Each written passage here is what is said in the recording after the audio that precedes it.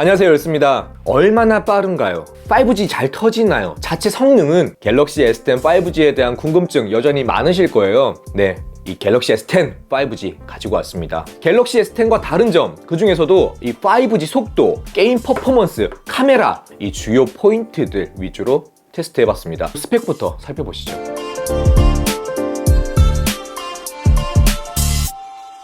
외관입니다. 제가 지금 쥐고 있는 애는 마제스틱 블랙이에요.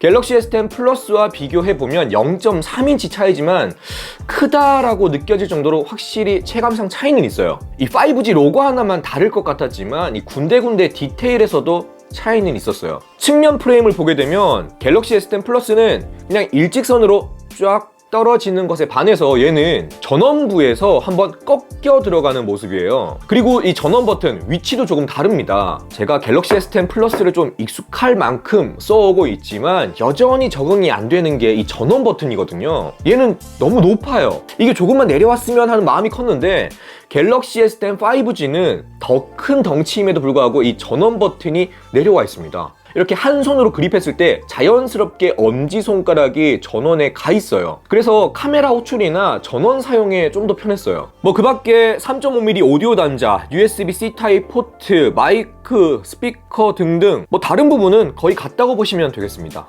아차차, 갤럭시 S10 5G에서는 이 마이크로 SD 카드 지원하지 않습니다. 갤럭시 S10 5G 제가 생각하는 차별화 포인트 크게 세 가지로 나눌 수 있을 것 같아요. 그중 첫 번째는 단연 5G죠. 말 많고 탈도 많은 이 5G. 빠르다 해도 아니 이게 터져야 말이지.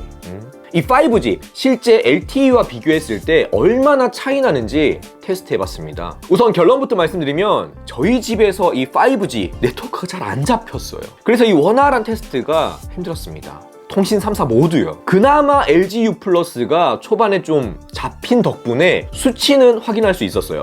이론상 LTE 대비 20배 정도 차이가 난다지만 실제 값은 이 다운로드 기준 3, 4배 정도 차이가 났습니다. 물론 어느 통신사 할 것 없이 이 인프라 구축이나 망 안정성에 있어서는 시간이 좀 더 걸릴 것 같기는 해요. 그게 언제가 될지 모르겠지만. 엑시노스 9820, 8기가 램, 갤럭시 S10 플러스와 비교해서도 큰 차이가 나지 않는 스펙이지만 이 5G 네트워킹이 더해지면서 이 와이파이가 아니더라도 고사양 게임 플레이하는데 큰 문제가 없겠다. 처음엔 그렇게 예상을 했습니다. 하지만 다시 한번 말씀드릴게요. 이 5G가 제대로 잡혀요.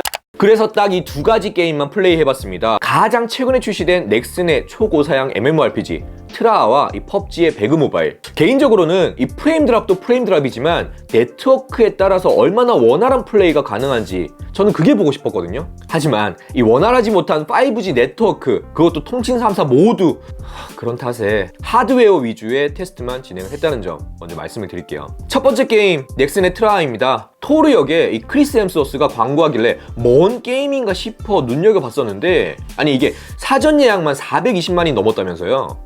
신선도나 사양 모든 면에서 테스트하기에 안성맞춤일 것 같아서 픽해봤습니다. 특히 트라는 인게임 콘텐츠가 어마무시하다고 하길래 제대로 플레이해보고 싶은 마음은 굴뚝 같았지만 한편으로는 제가 일을 못할까봐 걱정이긴 했어요. 한번 하면 끝까지 가자 하는 주의라서 넥슨의 트라 와이파이는 물론 LTE 환경에서도 전혀 문제없이 플레이 가능했습니다. 하드웨어가 받쳐주기에 풀업 상태에서도 대부분 안정적으로 30프레임 이상 뽑아내더라고요. 물론 여기서 옵션을 조금만 낮추면 훨씬 더 원활한 플레이가 가능하기 때문에 스로틀링이나 발열이 걱정된다 하시는 분들은 적정선에서 옵션 타협을 보시면 훨씬 더 쾌적한 플레이 가능할 것 같았습니다. 그리고 또 단적으로 비교해드리기 위해서 이 갤럭시 S7이랑 gel럭시 S9 플러스 함께 플레이 해봤습니다. 이유는요, 이 트라의 최소 사양이 갤럭시 S7 이상, 그리고 권장 사양이 갤럭시 S9 이상이더라고요.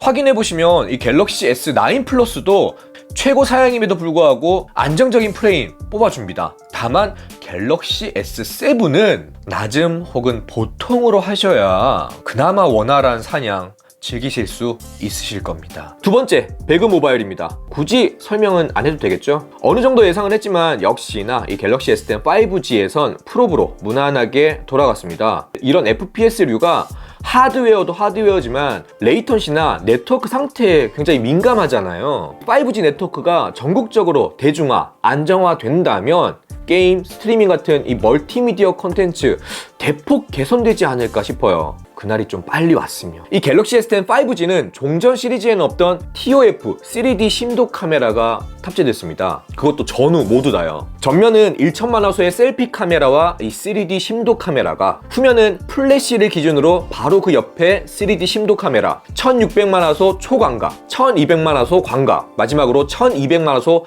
망원, 이렇게 총 4개의 카메라가 위치해 있습니다. 그 탓에 전면 카메라 품질은 나아졌지만 디스플레이 간섭은 조금 심해지긴 했어요. 참고로 이 TOF 3D 심도 카메라는 빛의 비행 시간을 계산합니다. 그렇기 때문에 이 X, Y, Z축까지 값들을 담아낼 수가 있어서 거리 측정이라든지 길이 계산이라든지 로우 촬영 같은 이 카메라 성능을 진일보시킨 기술이기도 하죠. 갤럭시 S10 5G 역시 3D 심도 카메라를 통해서 길이 계산, 너비 계산 같은 것들 다 가능했어요. 완전히 새로운 기술은 아닐 뿐더러 정확도 역시 100% 맞진 않지만 이 필요에 따라서는 꽤 유용할 정도로 인식률, 반응 속도는 만족할 만한 수준이었습니다. 사진 얘기를 하면 이 기능에 따라 화각이라든지 결과물의 품질, 갤럭시 S10 플러스와 비교했을 땐 큰 차이는 느끼지 못했어요. 하지만 갤럭시 S10 5G에서만 쓸 수 있는 라이브 포커스 동영상 기능은 좀 재밌었습니다. 전, 후면 모두 0에서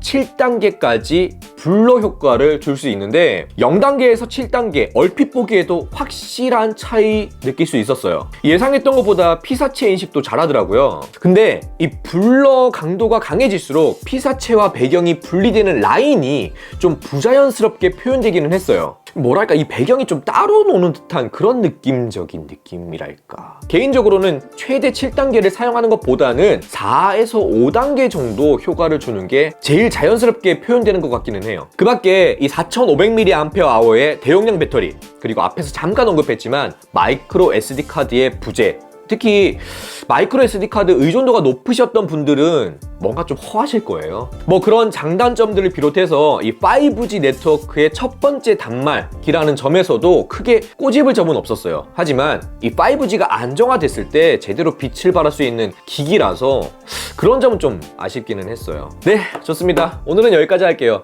영상 도움되셨다면 구독하기, 좋아요, 알람 설정 부탁드리고요. 지금까지 드로그의 열쇠였습니다. 그 탓에 전면 카메라 품질은 좀 더 나아졌지만 디스플레이 간섭은 그 탓에